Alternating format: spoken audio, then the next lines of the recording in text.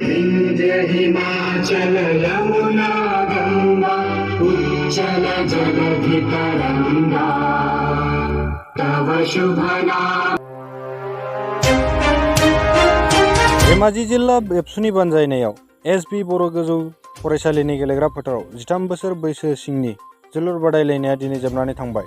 दिनैनि जोबथा गेलेनायाव सिमेन्ट आन्चलिक आरो सिलाफोथार आन्चलिकनि गेजेराव मोजाङै मोजां बादायलायनाया जोबनानै थाङो। दिनैनि जोबथा गेलेनाय बादायलायनायाव सिमेन्ट आन्चलिक आरो सिलाफोथार आन्चलिकनि गेजेराव मोजाङै मोजां जानानै थांबाय। बे जोबथा बादायलायनायाव सिमेन्ट आन्चलिकआ 4 गल आरो सिलाफोथार आन्चलिकआ 1 गल सोनो हायो। अदेबानि सिमेन्ट आन्चलिकआ 4-1 गलाव सिलाफोथार आन्चलिकखौ फेजेननानै देरहासार जानो हायो। बिथाङा खौरां बिजोंनि गेजेरजों मा फोरमायदों फैजों मिथिनो आलानि।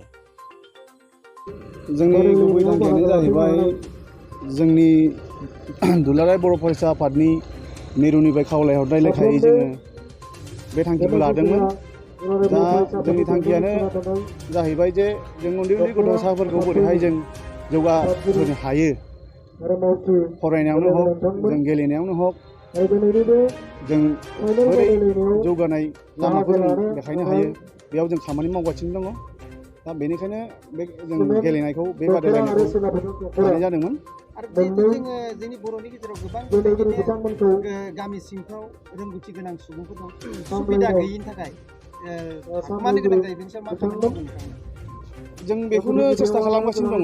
बे जों दख'रा बा गामि गामि थांनानै जोङो गोबां एवारनेस प्रग्रामफोर लाबाय थादों। जोङो नागिरबाय थादों सोरबा बहाबा गेलेगिरि मोजां दं नामा, सोरबा फरायनायाव मोजां गथ' दं नामा, जों बेफोरखौ नागिरबाय थादों। बहुद जोङो खामानि मावगासिनो दङ गामि गामि हाबनानै। दा बेखिनिखौ जों मावगासिनो दं आरो एबसु हिसाबै। जोंना मोनबा दख'राया बेयाव बाहागो लाफैदोंमोन। जिहेतु दिनैनि फाइनेल गेलेनायाव सिलाफोथार आरो सिमेन्ट सापरिनि गेजेराव 4-1 गलाव सिमेन्ट सापरिया देरहायो।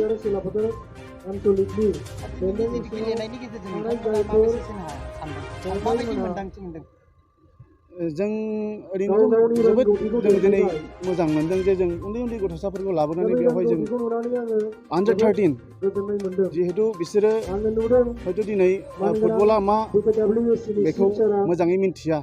जों उन्दैनिफ्रायनो एसे जों गोख्रोङै बिथांमोनखौ फोरोंनो हायो नामा, बे सेस्था खालामनानै जोङो बिथांमोनखौ गेलेनायखौ बादायलायनायखौ जों लाबोदों।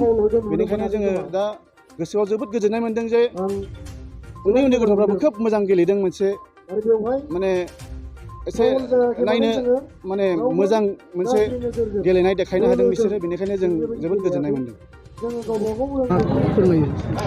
आङो दिनैहाय गाहाय आलासि हिसाबै बेवहाय नुजाफैनायनि खाबु मोनदों। बेनि थाखाय दुलाराय बर' फरायसा आफादनि धेमाजि जिल्ला जोंनि मावथिफोर बिथांमोननिसिमबो आं गिबियाव आंनि गाहाम हामलायनायखौ बावबाय।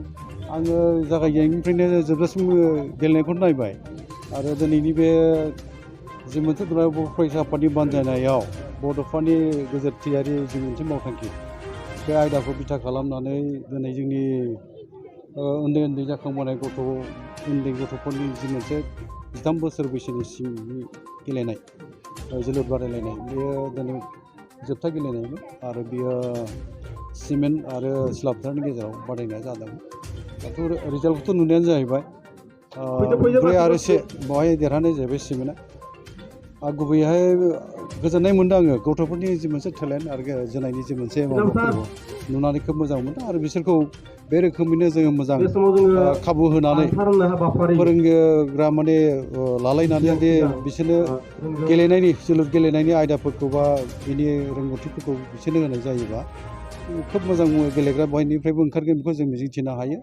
आरो दिनैहाय गेलेनायनि जि आयदा, बे आयदाया जोंनि थाखाय एंगारनो हायै मोनसे आयदा जानानै फैबाय। मानोना गेलेनायनि गेजेरजों गावनि जिउ दानायनिबो बाथ्रा फैयो, गावखौ सिनायथि होनायनि बाथ्रा फैयो। बे खाबुफ्रा दिनै फैनो हमदों। ओंखायनो जोङो बुंनांगोन जे जोंनि जाखांबोनाय बे उन्दै उन्दै गथ'फ्रा जायफ्रा गेलेनो गोसो दङ, मोजां टेलेन्ट गोनां गथ'फोरखौ जोङो खाबुखौ होथारनांगौ आरो मोजां जोङो फिथाइ मोनहैनायनि लामा दङ। ओंखायनो आंनि खावलायनायाबो बे थागोन जोंनि माहारियारि आफादफोर बा जायफ्रा दैदेनो बा जाय सुबुंफ्रा दिनैहाय बायजो मुलुगजों सोमोन्दो लाखिनानै गेलेनायनि सोमोन्दै मोजां रोंगौथि गोनां बा मोनथिनाय दङ बिथांमोनहा सिगांबोनांगौ दैदेननांगौ आरो जोंनि उन्दै उन्दै इयुन जोलैफोरखौहाय मोजां मोनसे केरियार दानायानो जा बा जोंनि गोग्गो देहा लाखिनाय बाथ्रायानो जा खालि फुटबल गेलेनायनि बाथ्रा जा जोङो गोबां गेलेनाय आयदा दङ मोनफ्रोमबो गेलेनाय आयदायाव जोंनि मानसिफोरखौ बोरैहाय जोङो जोंनि इयुन जोलैफोरखौ रोंहोनानै मोनसे मोजां जिउ दानायजों लोगोसे सिनायथि मोनहोनाय हारिनि गावनि बेफोरखौ हादोरनि नोजोरजोंहाय जोंनि उन्दै उन्दै गथ'फोरखौ जों गेलेहोनायनि फारसे थुलुंगाखांहोनांगोन बा जोङो दैदेननांगोन आरो रोंगौथिखौ मोनहोनानै साफा साफा मोजां गेलेगिरि खालामनायाव जोंबो मदद होनांगोन। खोब गोजोननाय मोन्दों दिनै दुलाराय बर' फरायसा आफादा फोसावनाय बड'फा मिशन फर सास्टेनेबल चेन्जनि मोनसे मावथांखि 13 बोसोर बैसोनि सिंनि जोलुर बादायलायनाय हाबाफारि। दा बे हाबाफारिखौ दिनै धेमाजि जिल्ला दुलाराय बर' फरायसा आफादा खुंनानै दिनै फाइनाल बादायलायनाय बे फाइनाल बादायलायनाया दिनै एसबि बर' गोजौ फरायसालिनि बे गुवार गेलेग्रा फोथाराव गेलेनाय जादों। दा बेवहाय फाइनाल बादायारि हिसाबै सिमेन्ट दख'रा दुलाराय बर' फरायसा आफाद आरो सिला फोथार दख'रा दुलाराय बर' फरायसा आफाद मोननै दख'रानि गेजेराव गेलेनाय जादों। दा बेवहाय सिला फोथार दख'रा दुलाराय बर' फरायसा आफादखौ सिमेन्ट दख'राया 4-1 गलाव बिथांमोना देरहासार जानो हाबाय। दा बे खेलखौ आङो नुनानै जोबोद गोजोननाय मोन्दों। आङो बुंनांगोन दिनैनि बे खेलाव मोनसेबो आङो आनखि माने फाउल पर्यन्त जेबो नुनाय जायाखै, ओरैबायदि मोजाङै गेलेदों। दा बेवहाय आङो बे बाथ्राखौ आङो बुंनो सानदों जे दुलाराय बर' फरायसा आफादनि जि मिशन 13 बोसोर बैसोनि जोलुर गेलेगिरि बिथांमोनखौ जे दुलाराय बर' फरायसा आफादा जि मोनसे नोजोरजों बे खेलखौ होनाय जादों, बै नोजोरा गमामायैनो मोगथां महराव जे नुजाथिफैगोन आं बेखौ फोथायनो हादों। मानो होनोब्ला दिनैनि बे खेलखौ नुनानै आङो जोबोद गोजोननाय मोन्दों। बेवहाय जोबोद मोजां गेलेगिरि जोङो बेवहाय नुनो मोन्दों।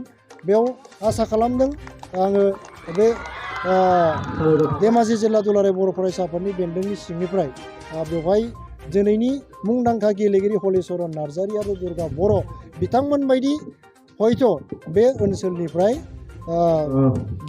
फुटबल गेलेगिरि बेनिफ्राय ओंखारगोन जोङो बेखौ फोथायनाय दं।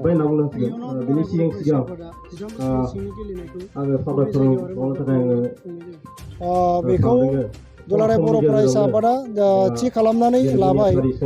जोङो जिल्लाया जिहेतुके जोंना गोबां जायो आरो गोबां गोजान जायो, बेयाव थांलाय फैलायनि उसुबिदा बेवहाय गोबां दङ। दा बेखौ नोजोर बोनानै दुलाराय बर' फरायसा आफादा जन हिसाबै जोङो बानायना होनाय जादों। दा इस्ट जन हिसाबै जोङो धेमाजि जिल्ला, लखिमपुर जिल्ला, बिश्वनाथ जिल्ला आरो सनितपुर जिल्ला बे मोनब्रै जिल्लाखौ लानानै जोङो इस्ट जन हिसाबै लानाय जादों। दा बे मोनब्रै जिल्लानि जोङो गेजेर जायगायाव जेरै गहपुराव जोङो बेखौ लानाय जागोन।